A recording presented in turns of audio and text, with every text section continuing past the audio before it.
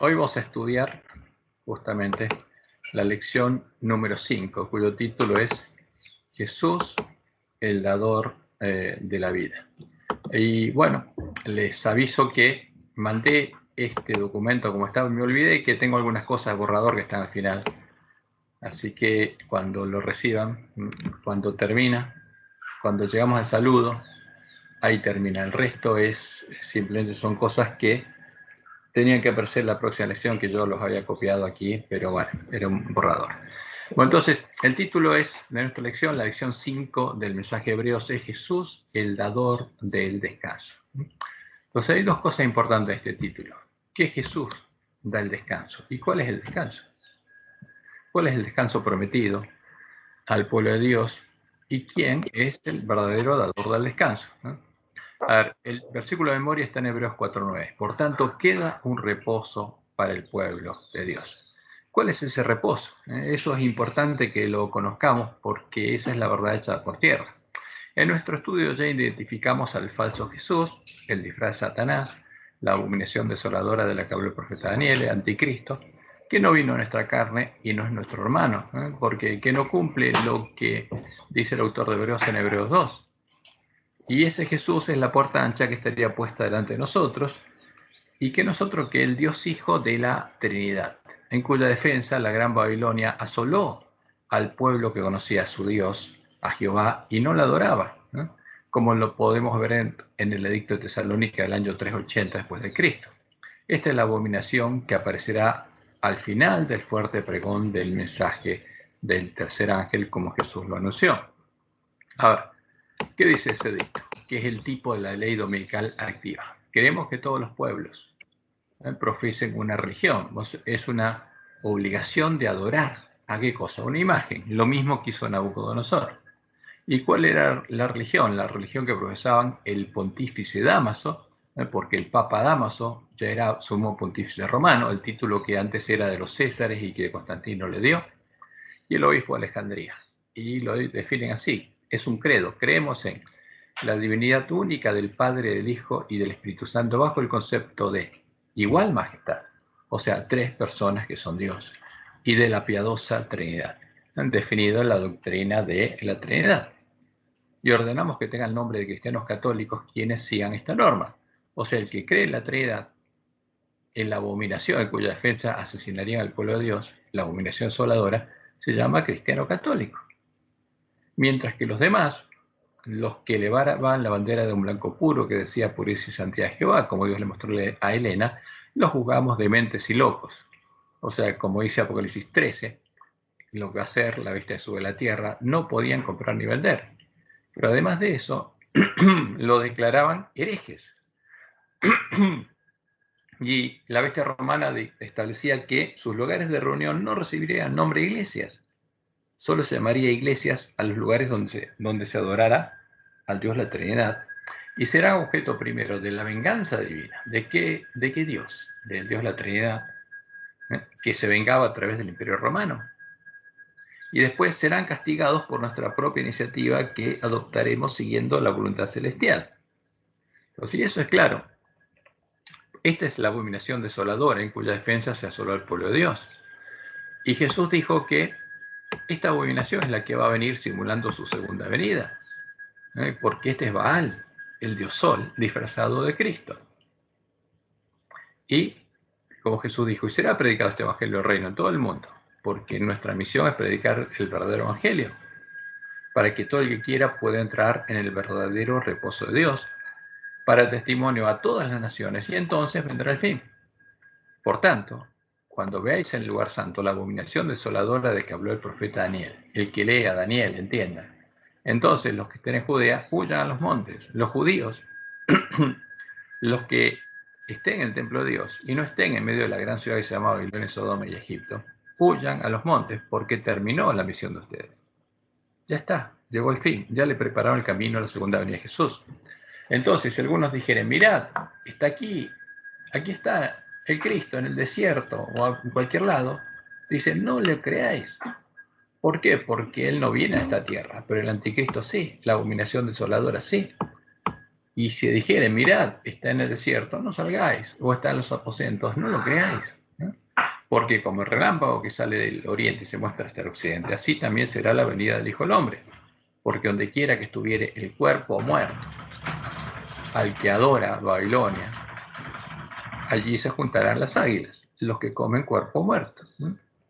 Ahora, ¿qué descanso puede darle este Jesús a los que lo adoran y entran por la puerta ancha? Porque este es un tema delicado, porque el pueblo adventista está adorando a este Jesús. Y no puede darle ningún descanso. Solo puede llevarlo al que lo adora a entrar en su sinagoga y a conocer sus profundidades. Por eso a los miembros de la iglesia remanente, el santo, el verdadero Jesús, nos dejó un mensaje muy claro. Mensajes muy claros. Primero, leemos en Apocalipsis 3, de 7 a 9. Esto escribe el ángel de la iglesia en Filadelfia, el ángel de la iglesia de la Reforma, cuyo remanente es el pueblo adventista. Esto dice el santo, el verdadero, y se diferencia del falso. El que tiene la llave de David, porque el falso se la dio el Papa. Como dicen los cadáveres, les dio la llave de su reino ¿a quién? Al Papa. El que abre y ninguno cierra, y cierra y ninguno abre. Yo conozco tus obras. He aquí he puesto delante de ti una puerta abierta, la cual nadie puede cerrar. Nadie la puede cerrar. Está abierta, pero tenés que buscarla y encontrarla. Porque aunque tienes poca fuerza, has guardado mi palabra y no has negado mi nombre. Pero ¿qué pasa con el que no la busque y no encuentre? Va a entrar a otro lado. Por eso Jesús dice, voy a tener que separar el trigo de la cizaña. He aquí yo entrego de la sinagoga de Satanás. Y le está hablando a su pueblo, como dice Elena, el pueblo adventista. Porque en la iglesia adventista habría una sinagoga de Satanás. ¿Quiénes serían? Los que entrarán por la puerta ancha. Y aquí yo entrego de la sinagoga de Satanás a los que se dicen ser judíos y no lo son, sino que mienten. Y aquí yo haré que vengan y se postren a tus pies y reconozcan que yo te he amado. Y como está escrito en el conflicto de los siglos, eso va a ocurrir en la sexta plaga. Cuando los impíos, liderados por los pastores impíos, reconozcan quiénes eran los fieles siervos de Dios, los siervos fieles a los que ellos persiguieron en la iglesia. Por eso Jesús nos dice en Mateo 7, 13 y 14, entrad por la puerta estrecha, porque ancha es la puerta y espacioso el camino que lleva a la perdición. O sea, si uno entra por la puerta ancha, por el falso Jesús, ¿a dónde va a llegar? Y muchos serían los que entrarían por ella, porque estrecha es la puerta y angosto el camino que lleva a la vida, y pocos son los que la hallan, porque habría que buscarla. Y como Jesús prometió, todo el que busque lo va a encontrar. Ahora, ¿quiénes empezarían a entrar por una puerta o por otra? Los que en este tiempo estuviéramos en el campo del Padre Familia, donde serían sembradas las semillas de la cizaña, el falso Jesús, y luego la semilla de trigo, cuando encontráramos al santo, al verdadero Jesús. Entonces crecerían juntas la primera cosecha de trigo, los verdaderos judíos, los adventistas que realmente hayan sido circuncidados en el corazón, y la primera cosecha de cizaña en este tiempo, los que se dicen ser judíos y no lo son, y serían cosechadas y separadas antes del comienzo del tiempo de angustia. ¿Quién es judío? Como dice Pablo, el que es circuncidado en el interior, en el corazón.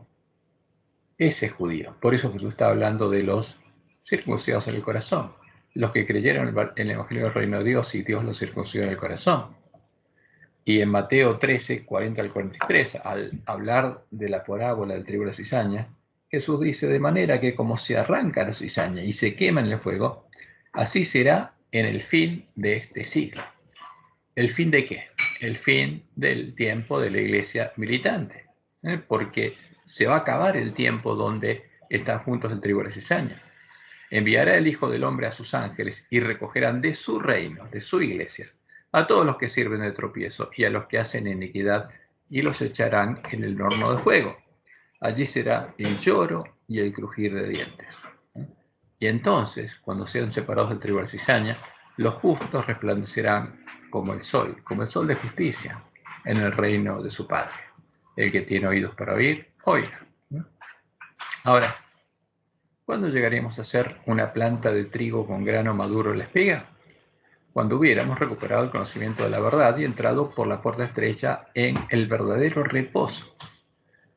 Y Dios ya nos hubiera circuncidado el corazón y reflejáramos plenamente la imagen de Jesús. La primera planta de trigo con fruto, porque el primer hombre en el que se vio el verdadero fruto, el que Dios quiere que se vea en nosotros, fue Jesús. Y por eso es el primogénito entre muchos hermanos. Y Dios le mostró a Elena que los que reciban el sello del Dios vivo y sean protegidos en el tiempo de angustia, deben reflejar plenamente la imagen de Jesús. ¿Es posible? Las falsas doctrinas lo niegan. Pero justamente esta es la palabra profética más segura, porque va a haber 144.000 sellados que reflejen plenamente la imagen de Jesús. Y los otros, los que no la reflejan, no van a poder recibir la lluvia tardía, porque al estar frente a la gloria de Dios, morirían. Y leemos en Romanos 8, 28 al 30. Y sabemos que a los que aman a Dios, todas las cosas les ayudan a bien. ¿A quiénes? A los que conforme a su propósito Él llama, porque a los que antes conoció, también los predestinó para que fuesen hechos conforme a la imagen de su Hijo. ¿Cuándo? Ahora. Esa es la promesa. No, digamos, como lo hacen los lobitos, los jesuitas, que crearon el preterismo, el futurismo para desviar nuestra vista y para que creamos la mentira.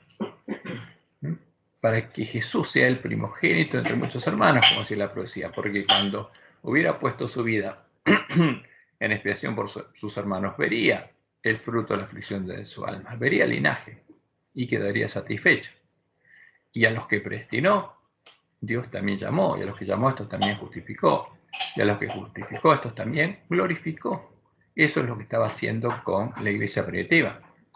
Como Jesús lo profetizó, y como le fue mostrado a Elena, para no ser parte de los muchos adventistas del séptimo día que serían engañados y entrarían por la puerta ancha a la sinagoga de Satanás, y edificarían sus casas sobre la arena, sobre la falsa roca que son dioses, definida en la doctrina de Jezabel, necesitaríamos buscarlo y encontrarlo a él santo, el verdadero Jesús, la puerta estrecha, cuyo conocimiento se perdió cuando el hombre pecado echó por tierra el lugar santuario de Dios y la verdad, y puso en su lugar la mentira. Y vimos en la palabra de Dios que el santo, el verdadero Jesús, es Jehová el Señor, es la roca, la peña, el Dios fuerte, el Padre eterno, el único Dios verdadero, hecho hombre por amor a nosotros. Y leemos en Testimonios para los Ministros, página 123, dice Elena.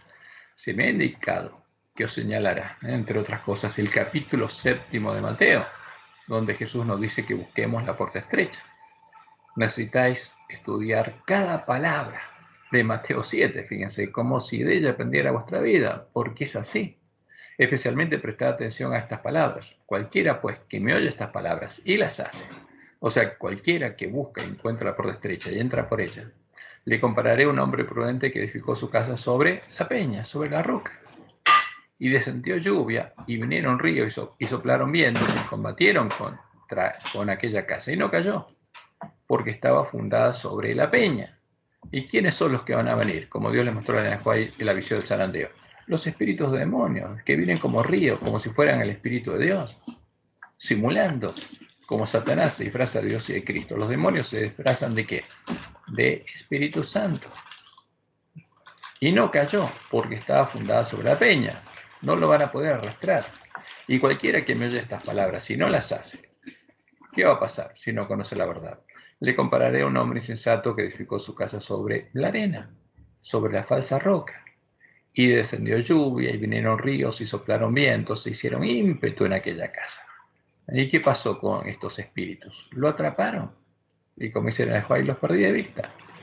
Y cayó, y fue grande su ruina. Por eso ya dice, muchas casas, muchos adventistas, que ahora se creen seguros, caerán.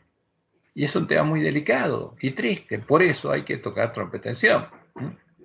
Ahora, ¿quién es la roca? Como lo dice el cántico Moisés y el Cordero, el que van a cantar todos los redimidos. Porque en nombre de Jehová proclamaré, engrandecer a nuestro Dios. Él es la roca, es Jehová. El que construye y edifica su casa sobre la peña. Es el que, como los miembros de la iglesia primitiva, cree en Jehová y adora a Jehová. ¿Y quién es Él? Es nuestro Padre, el que nos creó.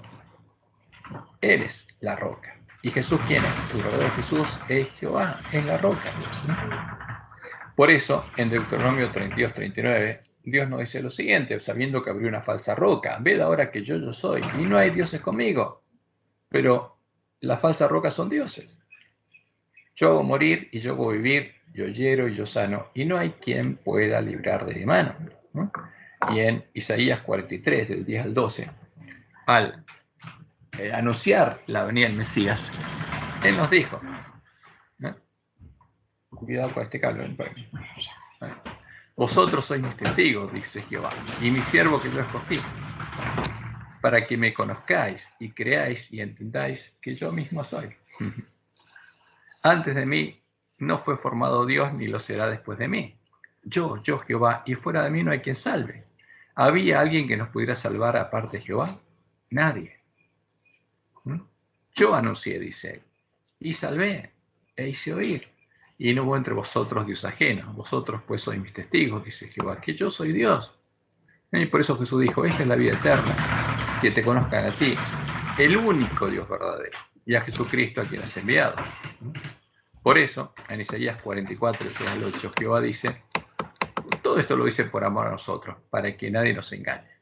Así dice Jehová, Rey de Israel, y su Redentor, Jehová de los ejércitos, yo soy el primero, y yo soy el posterior. Fuera de mí no hay Dios. ¿Había otra persona fuera de Dios? No. No termina diciendo, no hay Dios sino yo. No hay fuerte.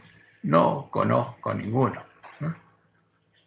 ¿Y por qué el Mesías se llamaría Emmanuel? Porque es el único Dios verdadero con nosotros. Él sería el Dios fuerte, el Padre eterno. Él sería el príncipe de paz. Por eso, Juan, como nosotros, porque esta es nuestra misión, tenemos que prepararle camino a Jehová. Vos que clama en el desierto, preparad camino a Jehová. El último Elías, porque Juan fue el segundo. ¿A quién le prepara el camino? A Jehová. Enderezad calzada de la soledad a nuestro Dios. Como él dice en Isaías 47:4. Nuestro Redentor, Jehová de los ejércitos es su nombre. En la página 4 estoy. Y tu Redentor, el Santo de Israel. Y en Isaías, en 1 Timoteo 3:16 leemos, indiscutiblemente grande es el misterio de la piedad, dice Pablo. Dios fue manifestado en carne. ¿Qué Dios? Como él dice en 1 Timoteo 2:5, hay un solo Dios, y ese se manifestó en carne. Y hay un solo mediador entre Dios y los hombres, Jesucristo hombre. ¿Quién es Jesucristo hombre? Ese único Dios manifestado en carne. Y por eso Jesús mismo nos dijo, bueno, va a venir Anticristo y empieza el tiempo de angustia y Jacob.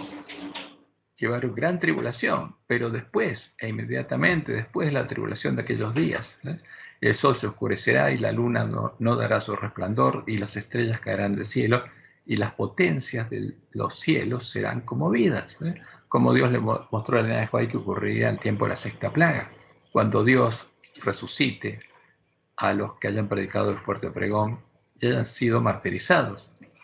Entonces, dice Jesús, aparecerá la señal del Hijo del Hombre en el cielo. ¿De quién? Del Hijo del Hombre. Y entonces lamentarán todas las tribus de la tierra y verán al Hijo del Hombre, viniendo sobre las nubes del cielo con poder y gran gloria. Y enviará a sus ángeles con gran voz de trompeta y juntarán a sus escogidos de los cuatro vientos, desde un extremo del cielo hasta el otro. Por eso sabemos que hay dos venidas. Primero la falsa, la de Satanás, antes que caigan las plagas, porque las plagas van a caer sobre los que lo estén adorando. Y al final va a venir el santo, el verdadero Jesús. ¿Y qué van a decir todos los que lo estén esperando? Y se dirán aquel día, he aquí, este es nuestro Dios. Le hemos esperado y nos salvará. Este es Jehová a quien hemos esperado. Este Jesús es Jehová. Nos gozaremos y nos alegraremos en su salvación. Ahora, ¿qué va a haber pasado con todos los que lo están esperando? Habrán entrado por la puerta estrecha y habrán recibido el sello de Dios y no la marca de la bestia, como todos los que entraron por la puerta ancha. Jehová, el Dios de Israel, el único Dios verdadero, el verdadero Redentor y Esposo de Israel, es el que nos daría el verdadero descanso cuando entráramos por la puerta que aún se encuentra abierta, la puerta estrecha en su casa, en el lugar de su santuario, en su reino, el edificio edificado con piedras vivas, del cual Jesús es la piedra del ángulo. como lo anuncia el Salmo 118, 19, 23. Abridme las puertas de la justicia. ¿Quién es la puerta? Jesús, el renuevo justo de David. Abridme las puertas de la justicia, entraré por ellas, alabaré a Jehová. Esta es puerta de Jehová. ¿Cuál es la puerta de Jehová? El verdadero Jesús. Por ella entrarán los justos. Te alabaré porque me has oído y me fuiste por salvación. La piedra que desecharon los edificadores ha venido a ser cabeza del ángulo. De parte de Jehová es esto, y es cosa maravillosa a nuestros ojos. Y los judíos que lo entendieron, como Pablo, como Pedro, como los apóstoles, y todos los judíos que se hicieron cristianos, que tenían la fe de la iglesia primitiva, justamente entendieron la verdad. Ahora, y ellos entraron en el reposo verdadero, el reposo en el que había entrado la iglesia primitiva, y ellos llamaban a sus hermanos para que entendieran. Lo hacía Pablo, lo hacía Pedro, lo hacían los apóstoles, todos llamaban a sus hermanos, porque Jesús les dijo que se quedaran a los discípulos en Jerusalén hasta que vieran la señal que indicaría que se cerró la puerta de la gracia para el pueblo que no quiso entrar. Entonces, el autor de Hebreos justamente les habla a sus hermanos de este reposo. Y si leemos en su conjunto todas las palabras de la carta de Hebreos y ponemos sus palabras línea sobre línea con todas las palabras de las escrituras que los hebreos leían en sus sinagogas, a donde iba Pablo a predicarles, por ejemplo, a los bereanos, podremos llegar a darnos cuenta de cuál es la verdad que predicaba y vivía la iglesia primitiva, la verdad que fue echada por tierra por el hombre pecado, la verdad que el pueblo adventista debía buscar y encontrar para poder tener la fe de la iglesia primitiva y entrar en el reposo de la promesa, el antitipo de Canaán, ¿no? Y vamos a empezar a leer Hebreos. Aquí está recuadrado y separado porque vamos a tomar otras citas para identificar claramente las citas de Hebreos. Hebreos 3, 1 y 2. Por tanto, hermanos santos, dice el autor de Hebreos, participantes del llamamiento celestial, considerad al apóstol y sumo sacerdote de nuestra fe, Cristo Jesús, el cual es fiel al que le constituyó, como también lo fue Moisés en toda la casa de Dios, ¿no? Y acá empieza un paralelo entre Jesús y Moisés, entre el tipo, justamente, la casa de Dios en la que oficiaba Moisés y la casa donde oficia Cristo, ¿no? Porque justamente el autor de Hebreos es claro en esto, ¿no? Empieza el capítulo 3 comparando a Jesús con Moisés en cuanto a su sacerdocio y en cuanto a el lugar en el que oficiaba. Compara la casa de Dios en el tiempo de Moisés y la casa de Dios en el tiempo del nuevo pacto, el nuevo lugar de su santuario, su nueva casa. Y sigamos leyendo, porque de tanto mayor gloria que Moisés es digno este, cuanto tiene mayor honra que la casa el que la hizo. Ahora, ¿quién haría la casa del nuevo pacto? Como hacía la profecía, el que edificaría el templo de Jehová sería el renuevo de Jehová, Jesús. Porque toda casa es hecha por alguno, pero el que hizo todas las cosas es Dios. ¿Y qué dice con esto? Nos está indicando que Jesús es digno de mayor gloria que Moisés, porque Él es el hacedor de la casa de Dios y el hacedor de todas las cosas también, porque es Dios mismo, nuestro hermano, justamente hecho nuestro hermano, ¿no? Y seguimos con el versículo 5. Y Moisés, a la verdad, fue fiel en toda la casa de Dios, como siervo, para testimonio de lo que se iba a decir. Entonces, ¿qué hizo Moisés? Fue fiel en la casa de Dios, pero era un siervo. Y era un símbolo de lo que iba a venir, como testimonio de lo que se iba a decir, ¿no? Como lo va a decir después, Moisés fue fiel en la casa de Dios, que era figura y sombra de la casa del nuevo pacto, el lugar donde oficiaría Jesús el continuo, como hacían los sacerdotes, y la expiación, como lo hacía el sumo sacerdote, para testimonio de lo que iba a decir, porque sirvió en la casa y a las cosas que eran figura y sombra de las cosas celestiales, las cosas de Dios, sí. Ahí recién cuando leíste, no tengo la Biblia acá conmigo, pero cuando vos recién porque yo esto cuando lo estudié también me generó como una duda. ¿Viste cuando, o sea, Jesús es el que construyó la casa? Sí. Es obvio, eso está en Samuel, que Dios mismo dice que él iba a construir su casa. que le iba a hacer con piedra viva. Después vimos que en el libro en Primera de Pedro, etcétera, etcétera. Pero también dice que es el que hizo todas las cosas. Entonces, ¿ahí no es un agregado que metieron los lobos? ¿O es simplemente para que nos quede a nosotros en claro que es Jehová que se hizo hombre? Porque recién vos lo leíste y diste a entender que quería decir eso, pero viste, por momentos se mezcla y Pero parecería como... Claro, si lo ponemos a la luz de la palabra de Dios, ¿Jesús quién? Dios con nosotros, pues el único Dios Claro, verdadero. Y es el que hizo todas las cosas, no hay otro. Hay un claro, solo pero Dios. te pueden argumentar que eso está relacionado con el capítulo 1 de Hebreos. Bueno, Y pero ahí, lo estamos poniendo a la luz de la palabra de Dios, donde Jehová dice que no hay otra persona que sea Dios. Por eso lo podemos decir. sí, nosotros lo tenemos recontra claro, yo lo tengo recontra claro, pero en lo Se que yo puede, escribí... se puede argumentar cualquier cosa. Claro, de las dos maneras. Pero el que realmente tiene hambre de justicia y pone todo línea sobre línea, se va a dar cuenta que no hay otro Dios, como dice Pablo, hay un solo Dios, y ese se hizo hombre. Entonces, ¿quién es Jesús? Ese Dios. Sí, Seguro, hay otro. sí, está bien, yo lo observé, o sea, yo lo que escribí lo observé como diciendo que eso era como un agregado de los lobos, o que debería interpretarse como que es Jehová que se hizo hombre, punto. Por eso que es Dios que hizo todas las cosas.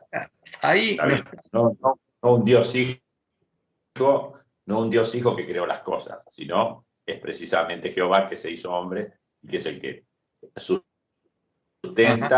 O sea que en el capítulo 2 lo dice bien clarito también. Dice que Dios es el que creó las cosas y además el que las sustenta.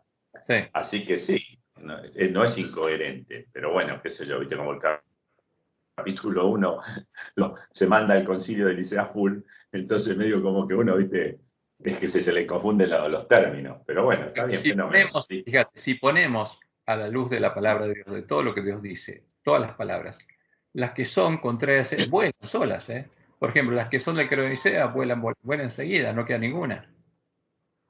Porque Jehová dice que no tiene un hijo, entonces no es un hijo engendrado de su esencia, su sustancia. Y no es un agente creador, no existe eso en la Biblia. Eso te das cuenta que son palabras de los sabios. Entonces, por eso hay Yo para no confundirme más con ese tema, separo bien y digo que Dios tiene un hijo creado acá en la tierra como cualquier hombre, pero no tiene un Dios, no tiene un Dios hijo. No hay un hijo creado. No, es engendrado. Dios lo engendró, claro. Su Por eso lo engendró. Lo engendró Sí. por la carne de David. Yo lo separo. A uno lo llamo, o sea, al que es el verdadero, le llamo hijo de Dios. Y al que es el falso, lo llamo Dios hijo. Entonces, de esa manera lo clarifico, porque el Dios hijo es el creado en el concilio de Nicea. En cambio, el hijo de Dios, el Mesías, fue engendrado, es el renuevo de Dios, y lo hizo con la carne de David y con la carne de María. A ver, Jesús lo hace más fácil. ¿Cómo? Jesús lo hace más fácil. Está el Dios hijo, que es un ídolo, y está el Hijo del Hombre. Jesús siempre habla del Hijo del Hombre. Entonces verán qué cosa, la señal del Hijo del Hombre. Él siempre se llama el Hijo del Hombre. Bueno, está bien. Así, bueno. Yo les digo, Dios soy está bien. Lo importante es que entendamos bien de qué se trata y podamos explicar los conceptos que usamos. Eso es lo importante. Ahora, entonces lo que está haciendo acá Moisés es Pablo, o el autor de Hebreos, comparando a Moisés y a la casa donde oficiaba Moisés con Jesús, ¿no? Y que Moisés sirvió a la casa que eran figuras y sombras de las cosas celestiales, las cosas del reino de Dios, el reino de los cielos, que era la verdad, lo que iba a venir, siendo el mismo figura y sombra de Jesús, porque Moisés era un símbolo de Jesús también, ¿no? Porque Jesús iba a oficiar en la verdadera casa. Entonces, sigamos viendo esto. ¿Y cuál era la casa del nuevo pacto? El lugar del santuario de Dios, donde Dios había puesto su trono y Jesús estaba sentado a su lado y oficiaba el continuo. el santuario que fue asolado y echado por tierra por el hombre pecado, el santuario que tiene que ser reedificado en nuestros días. Y el autor de Hebreos dice que eran los miembros de la iglesia primitiva. Ese era el lugar santuario de Dios. Hebreos 3:6. Pero Cristo, como hijo, sobre su casa, la cual casa somos nosotros. ¿Cuál es la casa de Dios en el nuevo pacto? Nosotros, dice. ¿Quiénes? Los miembros de la iglesia primitiva que habían entrado por la puerta estrecha al reino de Dios y nacido de Dios. Ellos eran la casa de Dios, el templo de Dios, porque todo lo otro era símbolos. Dice, si retenemos firme hasta el fin la confianza y gloriarnos en la esperanza.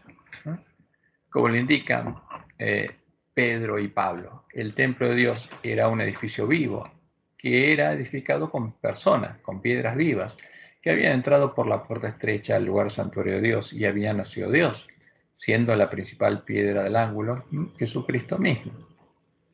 Leemos en Efesios 2, 17 al 22. Y vino y anunció las buenas nuevas de paz a vosotros que estabais lejos y a los que estaban cerca. Porque por medio de él, los unos y los otros tenemos entrada por un mismo espíritu al Padre. Así que ya no sois extranjeros ni advenedizos, sino conciudadanos de los santos y miembros de la familia de Dios. Ahora, porque cuando entramos por esa puerta, ¿a dónde llegamos? A la presencia de Dios, a la presencia de Jehová, porque esa es puerta de Jehová. Y nacemos de Dios y empezamos a ser miembros de la familia de Dios, edificados sobre el fundamento de los apóstoles y profetas, siendo la principal piedra del ángulo Jesucristo mismo. O sea, la primer piedra viva es Jesús, en quien todo el edificio, bien coordinado, va creciendo para ser un templo santo en el Señor, en quien vosotros también sois justamente edificados para morada de Dios. ¿Quién viene a morar? Jehová. ¿Quién puso su espíritu en Jesús? El espíritu de Jehová el Señor está sobre mí. ¿Y qué espíritu va a estar en sus hijos? El espíritu de Jehová el Señor, la presencia de Jehová. Edificados para morada de Jehová, en el espíritu. Por eso Pedro dice en 1 Pedro, como recién hiciste referencia, desechando pues toda malicia, todo engaño, hipocresías, envidias y todas las detracciones, desead como niños recién nacidos la leche espiritual no adulterada, porque eso es lo que desea un hijo de Dios, nada adulterado, para que por ella crezcáis para salvación, si es que habéis gustado la benignidad del Señor, acercándoos a Él, piedra viva, porque Él también es una piedra viva, desechada ciertamente por los hombres, mas para Dios escogida y preciosa.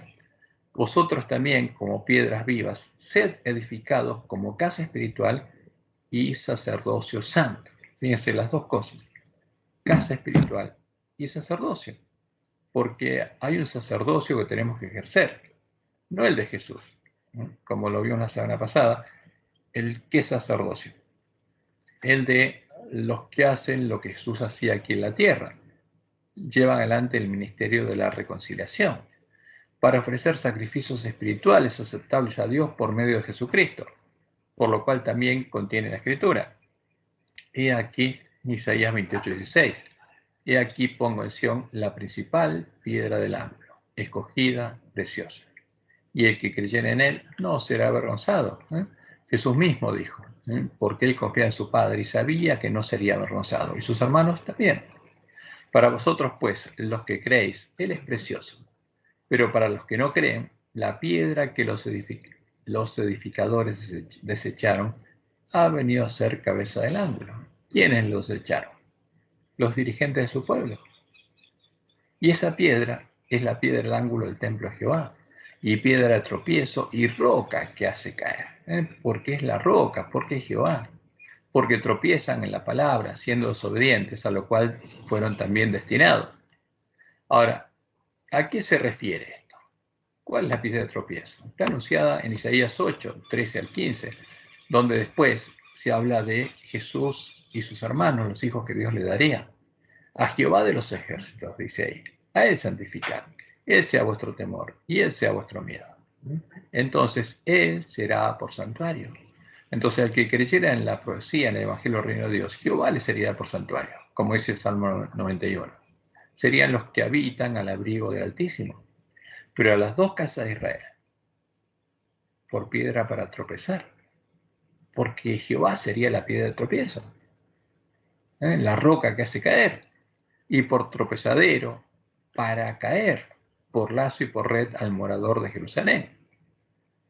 Y eso es una profecía, porque ahí están las dos casas de Israel, y el morador de Jerusalén, ¿quiénes somos nosotros? Porque justamente el sellamiento empieza por Jerusalén. Y muchos tropezarán entre ellos. Muchos tropezarían entre el pueblo judío y entre nosotros. Y caerán, y serán quebrantados, y se enredarán y serán apresados. ¿Por qué?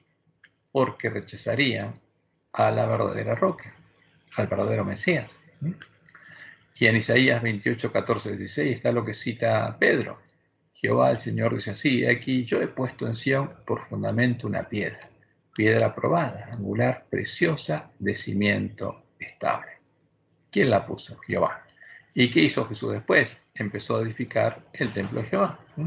Por esa causa, al entrar en el que era el lugar santuario de Dios y la ciudad del Dios vivo, Jerusalén la celestial, el reino de Dios, el reino de los cielos, ellos estaban morando en la presencia de Dios y de Jesús, como los ángeles y los hijos de Dios que no cayeron, porque el reino en los cielos había venido a ellos, y Jesús y su Padre habían venido a morar en ellos, como Jesús se los había prometido, como leemos en Juan 14, 18 al 23, donde Jesús le dice: no os dejaré huérfanos, vendré a vosotros. Todavía un poco, y el mundo no me verá más, pero vosotros me veréis. Porque yo vivo, vosotros también viviréis. En aquel día vosotros conoceréis que yo estoy en mi Padre, y vosotros en mí, y yo en vosotros. O sea, voy a venir a ustedes, y voy a morar ¿dónde? En ustedes. Ustedes van a ser el templo. El que tiene mis mandamientos y los guarda, ese es el que me ama. Y el que me ama será amado por mi Padre, y yo le amaré, y me manifestaré a él. Entonces le dijo Judas, no el Iscariote: Señor, ¿cómo es que te manifestarás a nosotros y no al mundo? Respondiendo Jesús y le dijo: el que me ama, mi palabra guardará, y mi Padre le amará, y vendremos a él. ¿Quiénes?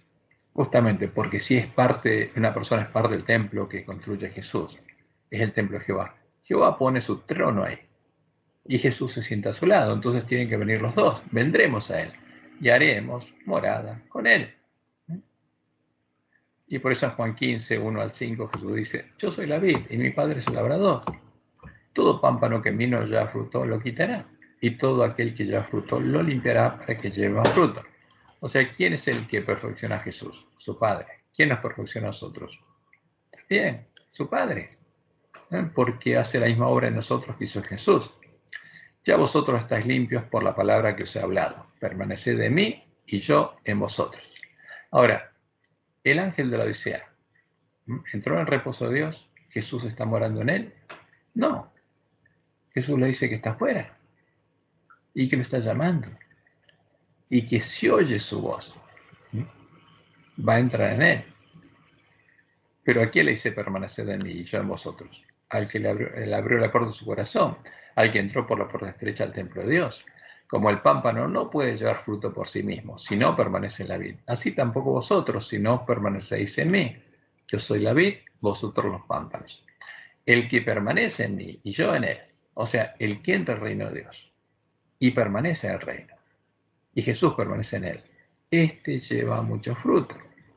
¿Por qué? Porque el Padre hace que lleve fruto, porque lo limpia y lo perfecciona, porque separados de mí nada podéis hacer. Y por eso el autor de Hebreos dice en Hebreos 12, 22 al 24, a los que entraron al reino de Dios, a los que entraron por la puerta estrecha, os habéis acercado al monte de Sión, al reino de Dios, porque el monte de Sión es un símbolo del reino de Dios, donde sobre el monte de Sión Dios puso la piedra del ángulo, y ahí van a estar los 144.000. Os habéis acercado al monte de Sión, a la ciudad del Dios vivo, Jerusalén, la celestial. ¿A dónde estaban ellos? En el reino de Dios. Es la Jerusalén celestial, no la terrena. A la compañía de muchos millares de ángeles, a la congregación de los primogénitos que están inscritos en los cielos, a Dios, el juez de todos, a los espíritus de los justos hechos perfectos, a Jesús, el mediador del nuevo pacto. ¿Por qué ellos estaban en ese lugar? y a la sangre rociada que habla mejor que la de Abel. Como le indica el autor de Hebreos, y Dios le mostró en Ahajuay en su segunda visión del santuario, el santuario que conocemos es simbólico. El santuario del desierto es una representación de las cosas celestiales, que nosotros debíamos llegar a comprender para recuperar el conocimiento de la verdad. Por ejemplo, la puerta del lugar santo aún se encuentra abierta. Eso es lo que Dios le mostró a Lena, y ellos pensaban que se había cerrado, esperando a que entremos en él. Y los elementos del lugar santo representan a los que entran en el lugar del santuario de Dios. Ahora vamos a leer 3 citas. La primera y la segunda está en Primeros Escritos, página 250. Y la tercera, Primeros Escritos 251 al 252. Dijo el ángel: ¿ha fallado la palabra de Dios? ¿Ha fallado Dios en cumplir sus promesas? Y la respuesta es no. Ha cumplido cuanto Dios prometió. Jesús se ha levantado a cerrar la puerta del lugar santo del santuario celestial. Ellos pensaban que estaba cerrada, pero no. Jesús, llegó el tiempo en que en algún momento lo va a cerrar, pero el tiempo no sería más.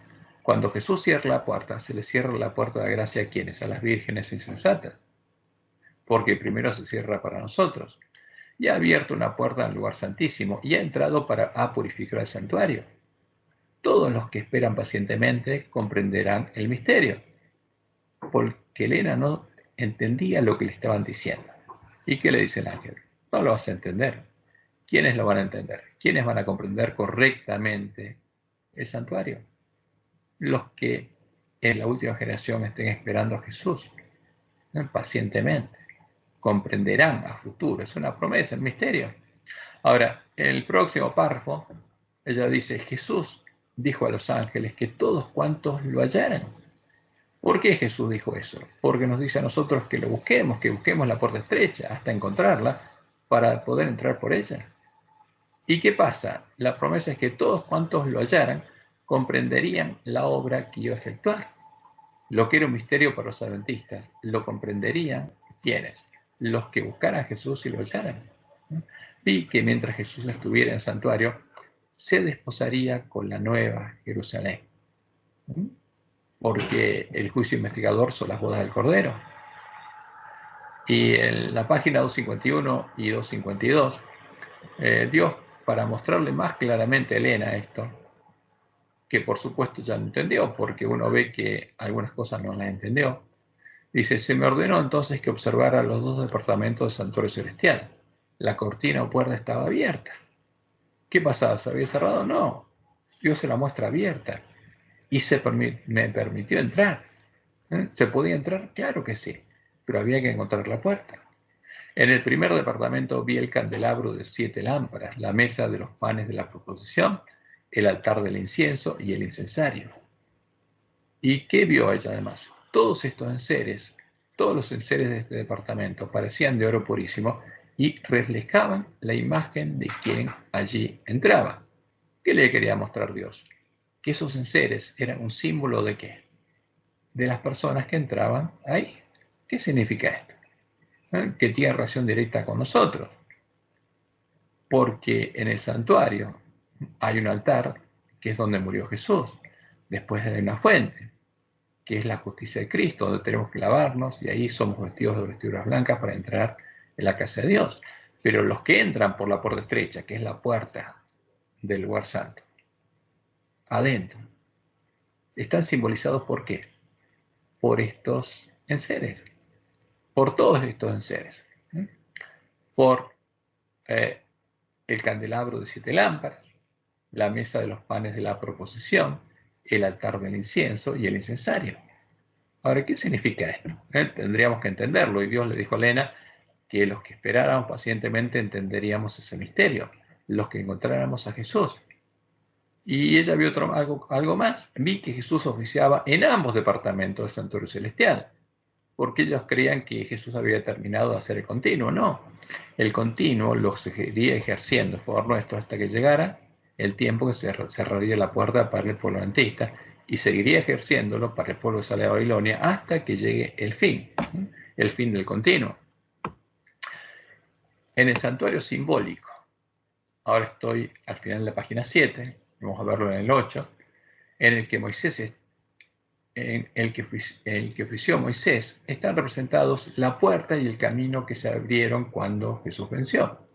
La puerta por la que los pecadores deberíamos entrar, para entrar al templo de Dios, al tabernáculo de Dios, a la casa de Dios y morar en la presencia de Dios. Y el camino que los pecadores deberíamos recorrer, el camino de santidad, como lo llama Dios, hasta llegar a ser vencedores y como panes sin levadura y ungidos con aceite, reflejando la imagen de Jesús, el primer pan sin levadura, habiendo sido transformados a la imagen de Jesús, ser puestos en la mesa de los panes de la proposición de Dios a su pueblo. ¿Por qué esa es la proposición de Dios? A los panes con levadura, transformarlos a su estado original, para que tengan su ley escrita en la mente del corazón y ya no haya mancha de pecados en ellos, no haya más levadura.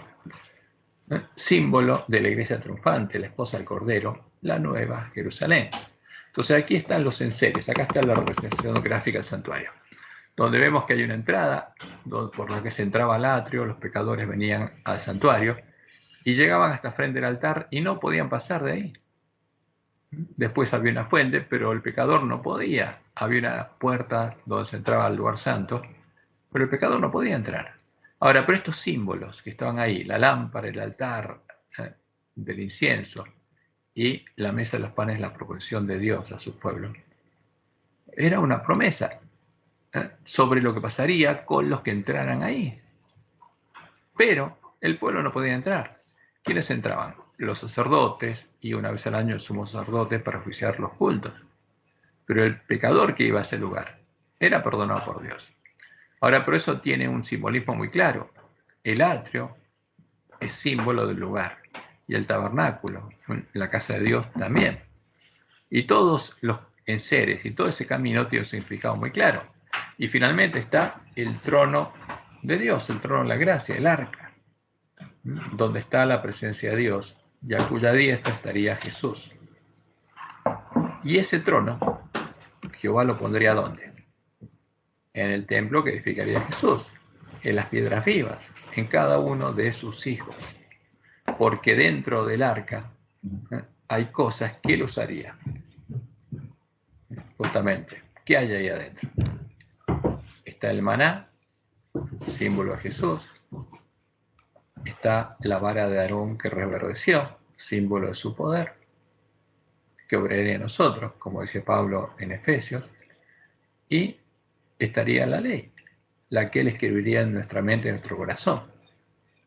Ese es el tesoro que Dios prometió darnos, porque ese es el arca donde está el tesoro escondido, que Dios prometió darnos, esa es la promesa. Pero vamos adelante un poco esto. Este es el lugar del santuario de Dios que tiene que ser reedificado por Jesús. Porque cuando Roma asesinó a todos los miembros de la iglesia primitiva y a todos los que conocían la verdad, y dio muerte a los dos testigos, se perdió ese conocimiento. Pero va a ser reedificado por Jesús, su constructor, empezando por las columnas que va a edificar con las primeras 144.000 piedras vivas, sobre las que luego va a sostener el resto del templo. Cuando entre en este templo, la gran multitud que no se puede contar. Por eso en Apocalipsis 3, del 12 al 13, le dice a la iglesia remanente: al que venciere, yo le haré columna en el templo de mi Dios. Y nunca más saldrá allí. Ahora, entrará al templo de Dios, sí, y saldrá nunca más. Y escribiré sobre él el nombre de mi Dios y el nombre de la ciudad de mi Dios, la nueva Jerusalén, la cual desciende del cielo de mi Dios y mi nombre nuevo. El que tiene oído, oiga lo que el Espíritu dice a las iglesias. Entonces, ¿qué pasaba en ese tiempo? El lugar santuario de Dios estaba en pie y el autor de Hebreos estaba llamando a sus hermanos judíos a entrar, a los hebreos, y a no hacer lo que hicieron sus padres cuando tentaron a Jehová y no pudieron entrar en su reposo.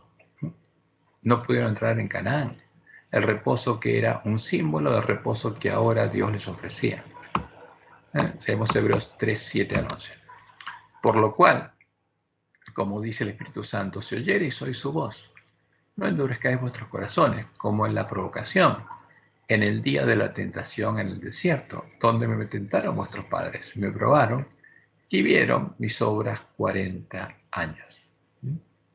A causa de lo cual me disgusté con esa generación. Y dije, siempre andan vagando en su corazón y no han conocido mis caminos. Por tanto, juré en mi ira, no entrarán en mi reposo. Entonces, ¿qué pasó? Esa generación no entró y murió en el desierto. ¿Quiénes? Todos los que en Cades Barnea no quisieron entrar. Y después, ¿quiénes no entraron? Sus hijos, los que en Sittim fornicaron con mujeres y adoraron a Baal. No entraron. Por eso acá hay una enseñanza muy importante para nosotros. Porque este es el mismo llamado y la misma advertencia que se nos hace a nosotros, dado que cuando recibieron el mensaje que Dios les envió en 1888, el mismo mensaje que el autor de Hebreos les envía a sus hermanos en el capítulo 2, porque el mensaje de Wagner y Sillón se basaba en el capítulo 2 de Hebreos, que les mostraba que el santo, el verdadero Jesús, había venido a nuestra carne y era nuestro hermano en la carne. También los pioneros del movimiento adventista tuvieron su Cades Barnea y, tentando a Jehová, se negaron a entrar en su reposo. Rechazaron al verdadero Jesús y no pudieron entrar a causa de la desobediencia. Por eso, después de llamarlos a oír su voz por 13 años, en 1901, Dios le mostró a Yahuwah que esa generación no entraría en su reposo y sería dejada en el desierto, como leemos en Eventos de los Últimos Días, página 39, una cita de 1901. Tal vez tengamos que permanecer aquí en este mundo muchos años más debido a la insubordinación, como le sucedió a los hijos de Israel. Pero por amor de Cristo, su pueblo no debe añadir pecado sobre pecado, culpando a Dios de las consecuencias de su propia conducta errónea. Ahora, si en 1888 los que rechazaron al verdadero Jesús no entraron, y ahora en medio de la iglesia adventista está el falso Jesús, ¿puede entrar el ángel de la Odisea al reino de Dios? Si no conoce al verdadero, no puede entrar. Ahora, ¿y si rechaza al verdadero tampoco? Ese es el tema. Y es muy delicado. ¿Cómo va a entrar el pueblo adventista a Canaán, al reino de Dios? No puede. Y por eso está en la condición en la que está. Ahora, ¿qué haremos nosotros si oímos su voz? Porque el tema es, si oímos su voz, llegamos a oír la voz de Jesús, como Él nos dice, aquí estoy a la puerta y llamo. Y leamos Hebreos 3, del 12 al 15. Mirad, hermanos, que no haya en ninguno de vosotros corazón malo de incredulidad para apartarse del Dios vivo. Antes, exhortaos los unos a los otros cada día, entre tanto que se dice hoy, para que ninguno de vosotros se endurezca por el engaño del pecado, porque somos hechos participantes de Cristo. ¿Qué eran ellos? Participantes de Cristo. ¿Por qué? Porque entraban a la casa del padre familia y comían el cordero asado, la Pascua, y eran hechos participantes de Cristo, y Dios los transformaba en imagen de Jesús, con tal que retengamos firme hasta el fin nuestra confianza al principio. Entre tanto que se dice, si oyereis hoy su voz, no endurezcáis vuestros corazones como en la provocación, porque ese es el llamado de Dios, y toma ese ejemplo para que nosotros no hagamos lo mismo. Y en nuestro caso, también tenemos el ejemplo de 1888, no solamente del pueblo que no entró a Canaán, no solamente de los judíos que no aceptaron al Mesías y lo rechazaron, sino el ejemplo del pueblo adventista en 1888. Ahora, si rechazamos al santo, al verdadero Jesús, al que vino en nuestra carne, al que es la verdadera puerta y el verdadero camino, como lo hicieron muchos de los pioneros adventistas, y ponemos en su lugar el falso Jesús, ¿podremos entrar al reposo de la promesa en el lugar del santuario de Dios? ¿Podremos comer la cena de Pascua y ser hechos participantes de Cristo? No. Por eso, el pueblo adventista necesita recibir el verdadero alimento a tiempo. Y sigue el autor de Hebreos diciendo, temamos pues, no sea que permaneciendo aún la promesa de entrar en su reposo, porque esto no es algo futuro. Para ellos era presente, porque algunos habían entrado, ¿no? Alguno de vosotros parezca no haberlo alcanzado, porque también a nosotros se nos ha anunciado la buena nueva, ¿no? Como a ellos. O sea, como Israel estuvo en Cades Barnea frente a la posibilidad de entrar a la tierra prometida, nosotros también, le dice. Pero no les aprovechó el oír la palabra por no ir acompañada de fe en los que la oyeron, como el pueblo adventista en 1888. pero los que hemos creído entramos en el reposo, dice. ¿No? ¿Había personas que habían entrado al reposo? Sí. El que está hablando había entrado en el reposo de Dios. ¿No? De la manera que dijo, por tanto, juré en mi idea, no entrarán en mi reposo, aunque las obras suyas estaban acabadas desde la fundación del mundo. ¿No? En el tiempo en que fue escrita la epístola a los hebreos, los que habían creído el verdadero evangelio, el evangelio del reino de Dios, habían entrado en su reposo. No es algo futuro. Y eran parte de la casa de Dios, del lugar de su santuario. Y ese reposo no era el reposo sabático. No era el descansar en sábado, como un anticipo futurista del descanso que vamos a recibir en el tiempo de la segunda venida, como erróneamente lo indica el folleto de nuestra lección. ¿Por qué? Porque en medio de la iglesia adventista hay lobitos que usan mucho el futurismo. Hasta que Jesús venga, vamos a seguir siendo esclavos del pecado, dice. Y recién ahí vamos a ser cambiados. Pero Jesús fue claro. Ahora, en el tiempo de separación del trigo y la cizaña, si no tenemos fruto bueno, vamos a ser cortados. Y eso es lo que quieren los lobos y el príncipe de este mundo. Por eso enseñan la falsa doctrina y la falsa profecía. Y nuestro folleto, tristemente, ahora habla justamente, el Evangelio del Reino de Dios lo tira a futuro, usando el futurismo. Y esto es sumamente claro porque muchos judíos, justamente, ¿qué pasa? La promesa no es futuro.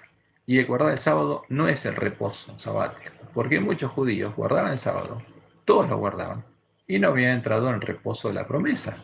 El autor de Hebreos le está hablando a quién, a los judíos que guardan el sábado, pero no entraron en el reposo prometido. Y eso es muy claro. Ahora, ¿qué dice nuestra lección? Aquí tenemos copiado en la página 9 el resultado, o sea, la conclusión a la que llega el autor y la presenta el día jueves.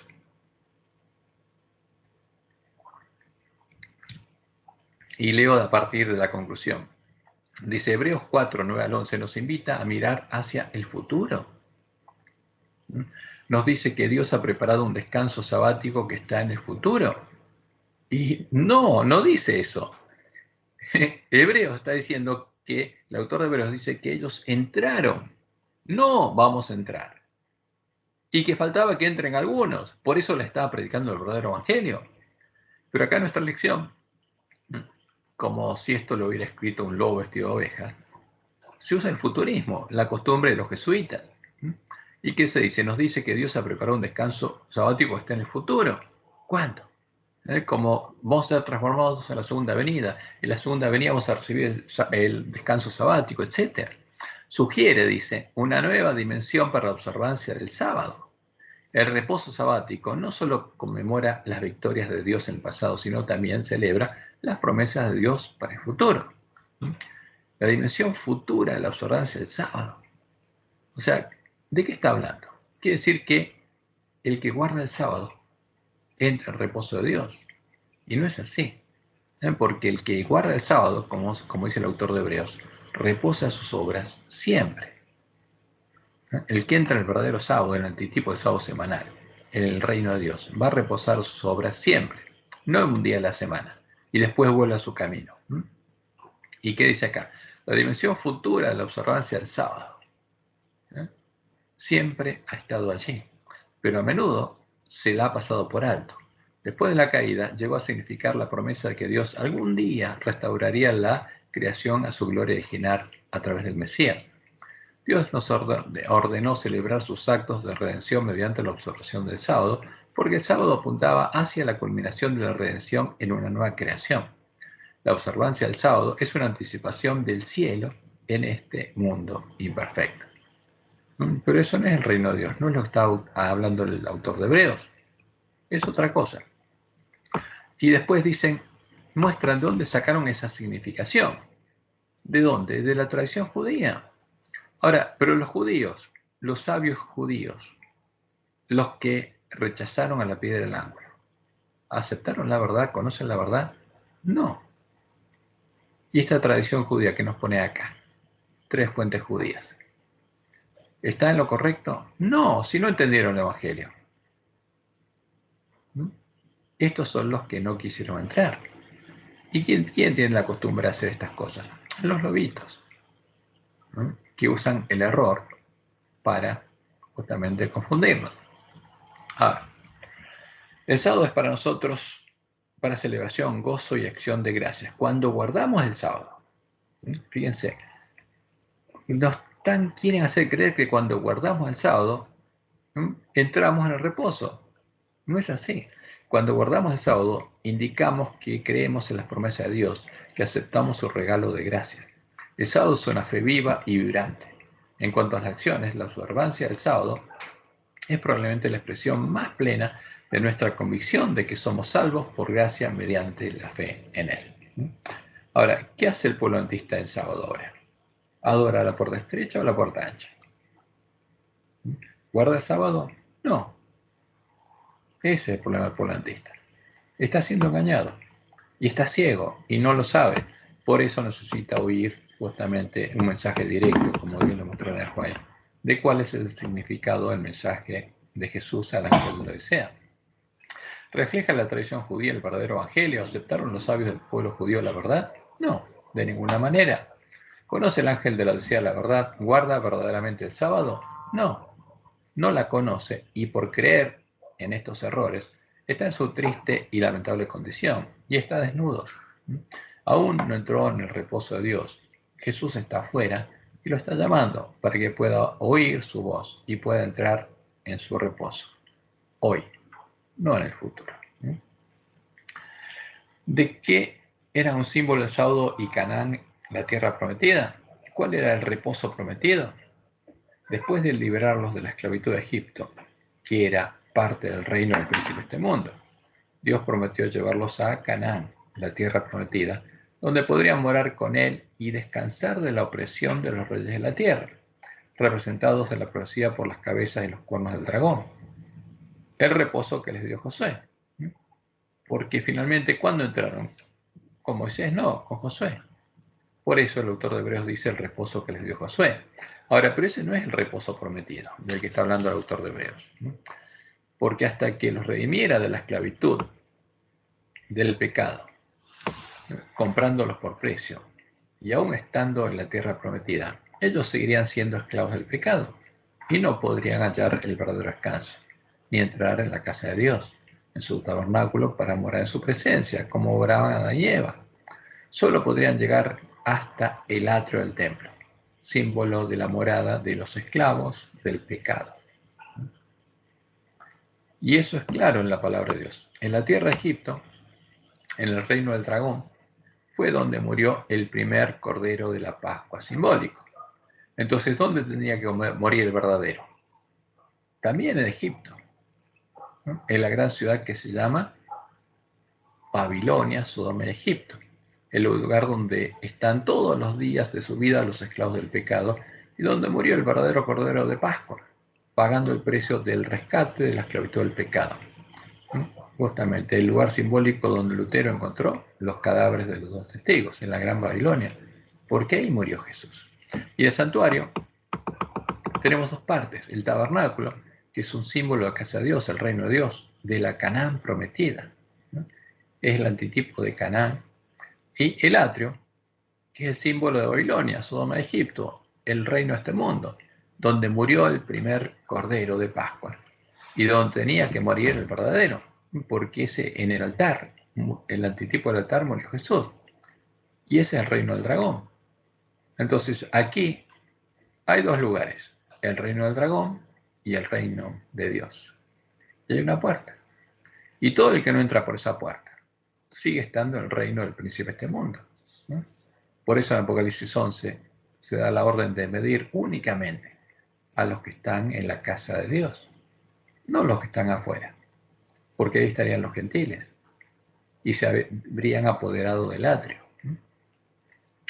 Y como leemos en Apocalipsis 11:8, y sus cadáveres, los cadáveres de los dos testigos, estarán en la plaza de la grande ciudad que en sentido espiritual se llama Sodoma y Egipto. ¿Dónde los encontró Lutero? En medio de Roma, porque esa es la Gran Babilonia, que se llama también Sodoma y Egipto. Ahora, y lo interesante es esto, donde también nuestro Señor fue crucificado. ¿Dónde murió Jesús? En el reino de Satanás, simbolizado por el atrio. porque ese atrio es un símbolo de Babilonia, Sodoma y Egipto. Entonces Jesús, que había nacido justamente desde que nació y fue engendrado por Dios, fue parte del templo de Dios, porque es la piedra, el ángulo del templo de Jehová. Tuvo que morir ¿dónde? Donde están los pecadores. ¿Para qué? Para que los pecadores pudieran ser liberados de la esclavitud del pecado y tener derecho a entrar a la casa de Dios. Eso es lo que nos regaló Jesús. Por eso murió para redimirnos y para hacer nuestra justicia. Entonces, cuando Jesús murió en medio de la gran ciudad que se llamaba Babilonia, Sodoma y Egipto, pagando el precio de nuestra redención de la esclavitud del pecado, se cumplió la profecía de todos los sacrificios realizados en el altar de sacrificio. Entonces, estuvo disponible el agua de la fuente para que pudiéramos, fíjense, se abrió un camino y estuvo disponible el agua de la fuente para que pudiéramos ser lavados de la culpa de nuestros pecados y ser vestidos con vestiduras blancas. Y se abrió la puerta a la casa de Dios para que pudiéramos salir del reino de este mundo y entrar en la casa de Dios, nacer de Él y empezar a recorrer sus caminos, siguiendo las pisadas de Jesús. Y solo entonces podríamos empezar a reposar de nuestras malas obras, ¿no? Porque esa es la promesa de Dios. Mientras recorremos el camino que hay en su casa, podríamos reposar de nuestras malas obras, de ser árboles malos, que solo pueden dar frutos malos, y reposar de nuestros viejos caminos, para empezar a andar cada día con Dios por sus caminos, el camino en que andaba Jesús. Y ese es precisamente el reposo del nuevo pacto, porque un pecador va a reposar de ser un árbol malo que da frutos malos, para ser transformado en el Hijo de Dios, en un árbol bueno que da frutos buenos. Y vamos a ver aquí lo que es el autor de Hebreos, Hebreos 4:4 en adelante. Porque en cierto lugar dijo así el séptimo día, y reposó Dios de todas sus obras en el séptimo día. ¿Qué pasa? Dios trabajó 6 días y en el séptimo reposó de sus obras. Entonces va a tomar esto como ejemplo para nosotros, porque nosotros todos los días de nuestra vida hicimos obras malas, pero Dios nos promete que reposemos de eso. Y otra vez aquí, no entrarán en mi reposo. Por tanto, puesto que falta que algunos entren en él, y aquellos a quienes primero se les anunció la buena nueva no entraron por causa de su obediencia, otra vez se determina un día, hoy, no a la segunda venida, sino hoy, el día que alguien lee estas palabras, diciendo después de tanto tiempo por medio de David, como se dijo, si oyereis hoy su voz, no endurezcáis vuestros corazones, porque si Josué les hubiera dado el reposo, porque Josué entró al pueblo a tierra de Canaán, no se hablaría después de otro día, porque está hablando de otro reposo. Por tanto, queda un reposo para el pueblo de Dios, que no es el reposo de entrar a tierra prometida, sino es el antitipo. Porque el que ha entrado en su reposo, también, ¿qué ha hecho? Ha reposado sus obras como Dios de las suyas. Y esa es la promesa de Dios. El que entra en su reposo, en su reino, en el antitipo de Canaán, en su casa, va a reposar sus obras, sus malas obras. Porque eso es lo que Dios prometió. Porque Él va a hacer que andemos en sus caminos y guardemos sus preceptos y los pongamos por obra. Por eso entramos en su sábado, para andar con Él todos los días de nuestra vida. No un día por semana, sino todos los días, para que Él nos transforme en imagen de Jesús, para que los 144.000 sean árboles buenos, que dan frutos buenos y no pueden dar frutos malos. Esa es la promesa de Dios, para que los 144.000 puedan ser puestos en la mesa de los panes de la proposición de Dios, como panes sin levadura, ungidos con aceite, como Jesús, el primogénito entre muchos hermanos. Ahora, ese evangelio es el que quería ocultar y negar Satanás, porque todos los que habían entrado a la casa de Dios lo habían vencido, como dice Apocalipsis 12. Como el autor de la epístola a los Hebreos lo indica, ahora está abierto el nuevo camino vivo que nos lleva a través del velo a la presencia del Padre, al trono de la gracia, el camino que vamos a seguir estudiando en estas lecciones. Porque se abrió un camino, y es el camino nuevo y vivo, por el que podemos llegar a la presencia de Dios. Y en Hebreos 4:11 al 16 dice lo siguiente: procuremos pues entrar en aquel reposo, ¿Pero qué dicen los lobitos? No, no te preocupes, eso es la segunda venida. Para que ninguno caiga en semejante ejemplo de desobediencia, porque la palabra de Dios es viva y eficaz y más cortante que toda espada de dos filos, y penetra hasta partir el alma y el espíritu, las coyunturas y los tuétanos, y discierne los pensamientos y las intenciones del corazón. Y no hay cosa creada que no sea manifiesta en su presencia. Antes bien, todas las cosas están desnudas y abiertas a los ojos de aquel a quien tenemos que dar cuenta. Por tanto, teniendo un gran sacerdote que traspasó los cielos, Jesús, el Hijo de Dios, retengamos nuestra profesión, porque no tenemos un sumo sacerdote que no pueda compadecerse de nuestras debilidades, sino uno que fue tentado en todo, según nuestra semejanza, pero sin pecado, ¿no? Porque el verdadero Jesús participó de nuestra misma carne y sangre, como lo dice en Hebreos 2, pero no pecó y nunca tuvo mancha, porque la mancha no está en nuestra carne y sangre, sino en lo que tenemos escrito en la mente y el corazón. Por eso dice el versículo 16, acerquémonos pues confiadamente ¿a dónde? Al trono de gracia, al lugar santísimo, a la presencia de Dios para alcanzar misericordia y hallar gracia para el oportuno socorro. Por eso sabemos que Dios también hoy nos llama a procurar entrar en su reino, en el reposo prometido, porque la puerta está abierta. Que Jehová los bendiga y los guarde y los guíe a toda verdad y tengan un hermoso y feliz sábado.